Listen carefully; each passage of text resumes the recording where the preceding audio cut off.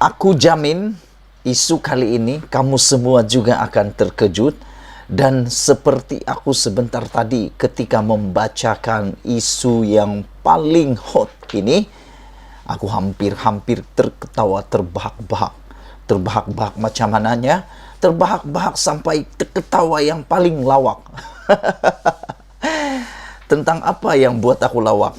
Tentang kononnya Najib Tun Razak dibenarkan berkempen pada PRU 15. Ya, itulah sebabnya aku bilang tadi, apabila isu ini dibacakan, aku hampir terketawa tergelak. Bukan gelak apa, aku gelak karena sampai ke sini sekali pemikiran netizen, pemikiran ahli politik, nak menang sangat, sanggup nak keluarkan Najib daripada penjara untuk membantu berkempen. Walau bagaimanapun, ikuti terus apa yang dikatakan oleh Jabatan Penjara Malaysia. Adakah Jabatan Penjara Malaysia akan membenarkan Najib Tun Razak keluar daripada penjara untuk berkempen ataupun sebaliknya? Saudara-saudara yang saya hormati sekalian, timbul satu persoalan daripada media, pengamal media dan juga penganalisis politik yang disampaikan kepada Jabatan Penjara Malaysia. Persoalan itu ialah, adakah Najib akan dibenarkan? Adakah Najib akan dibenarkan berkempen pada PRU 15? Persoalan itu diminta mengulas ataupun Jabatan Penjara diminta mengulas tentang pendirian pihak penjara sekiranya ada permohonan daripada penyokong Najib agar penyandang kerusi Parlimen Pekan itu diberi kebenaran khas untuk keluar berkempen pada PRU 15. Sebelum kita teruskan, jangan marahlah kalau kita tergelak sebab perkara ini memang membuatkan kita lucu, hati agak geli, agak kelakarlah sedikit. Semua ini timbul gara-gara daripada permohonan-permohonan Najib. Ini semua karena duluan daripada Najib juga. Bukan karena kita pandai-pandai mencipta cerita. Tetapi karena apa? Karena sebelum ini pun banyak permintaan-permintaan Najib yang agak luar biasa. Kali pertama dulu nak pula pergi hospital selalu. Baru bersatu minggu dah pergi hospital dan sebagainya. Itu hak dialah.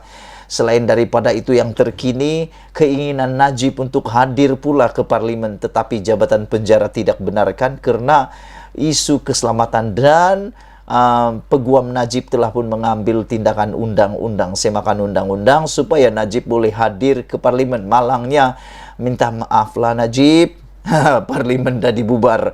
Belum sempat kamu membuat tindakan undang-undang, bubar sudah Parlimen. Jadi kena marahlah.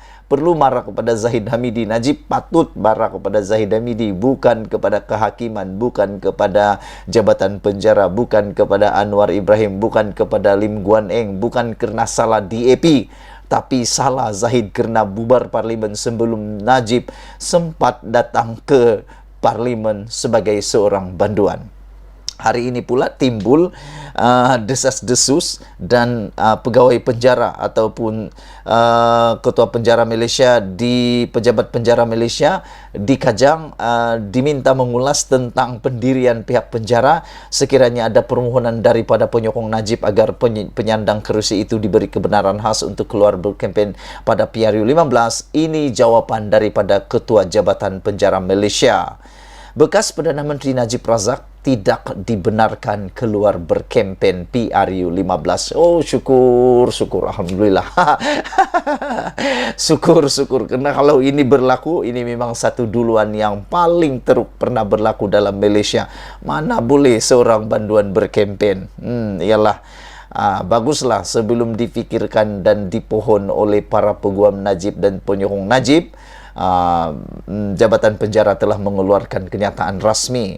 Ketua Pengarah Jabatan Penjara Malaysia, Datuk Nordin Muhammad berkata, selagi Najib masih menjalani hukuman penjara, beliau tidak dibenarkan keluar berkempen pada PRU 15. Gitulah kan, tidak ada harapan lah Najib untuk berkempen karena belum ada desas-desus langsung Najib akan diampuni.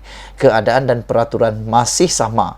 Jadi selagi beliau masih menjalani hukuman penjara, beliau tertakluk kepada akta dan peraturan penjara, katanya kepada media pada Majlis Pelancaran Akta Kehadiran Wajib Pesalah-Pesalah Pindaan 2002 Akta E1660 di Ibu Pejabat Penjara Malaysia di Kajang hari ini. Beliau diminta mengulas pendirian pihak penjara sekiranya ada permohonan daripada penyokong Najib agar penyandang kerusi Parlimen Pekan itu diberi kebenaran khas untuk keluar berkempen pada PRU 15. Bagaimanapun, Nordin berkata selain permohonan untuk menghadiri sesi sidang Parlimen yang telah ditolak, pihaknya tidak menerima sebarang permohonan lain daripada bekas Perdana Menteri itu.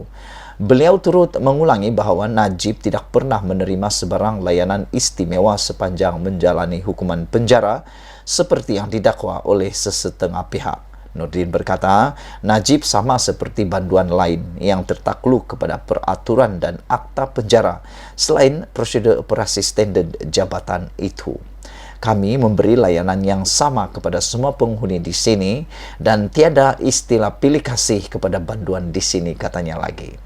Pada 23 Ogos lepas, Mahkamah Persekutuan mengekalkan sabitan dan hukuman penjara 12 tahun serta denda RM210 juta ke atas Najib atas kesalahan yang didapati bersalah menyeleweng dana SRC internasional sendirian berhad sebanyak RM42 juta. Jadi saudara-saudara sekalian, keputusan muktamad rasmi daripada pihak penjara Malaysia hari ini memang mengecewakan Najib.